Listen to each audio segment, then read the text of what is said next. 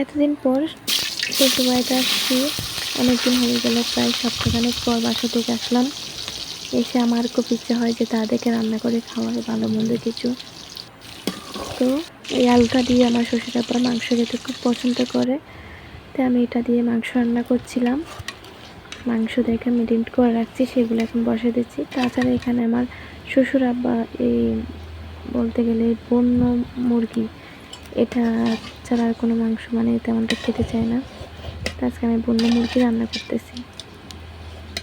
আর তার চেয়ে মজার বিষয় হলো কি জানেন, মানে ওনারা আমার হাতে রান্না খেতে খুবই পছন্দ করে।